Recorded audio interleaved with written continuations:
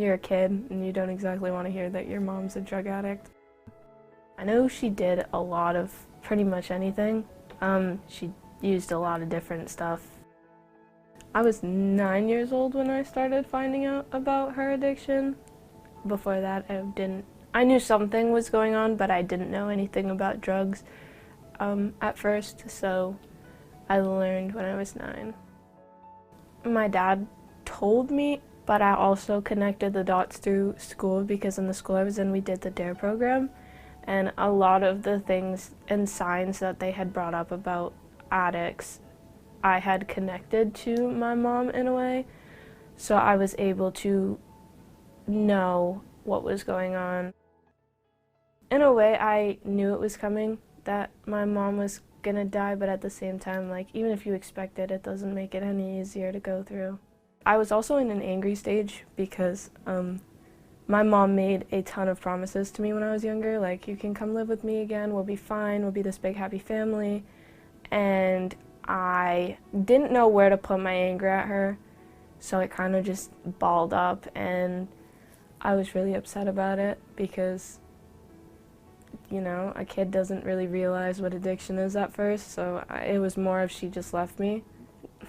It's hard to go through, and it is extremely hard to sit there and watch someone you love die and not be able to do anything about it.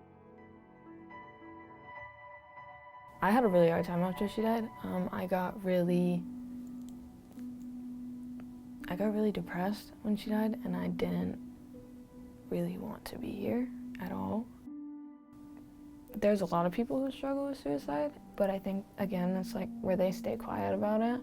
Like, a lot of the kids who are vaping or smoking or doing drugs or smoking weed, like, that is their way of trying to handle the fact that they don't know what to do with themselves. Like, a lot of people just want to be numb instead of feeling it, and they need help and they don't know how to ask for it or how to receive it, so they just numb themselves instead.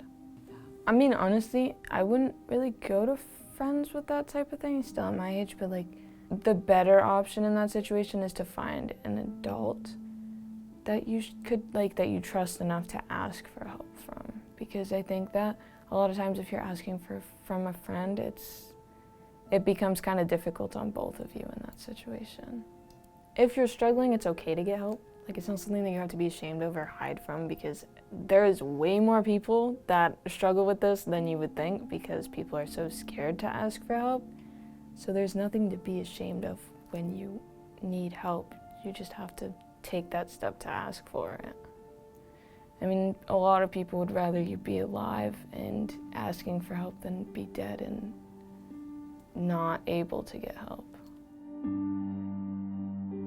I want to get a degree in addiction therapy. I want to work with kids from addiction, like who have addicted family members and stuff. And I think from experiencing it, it's different to understand. And I would also like to open a recovery center at some point.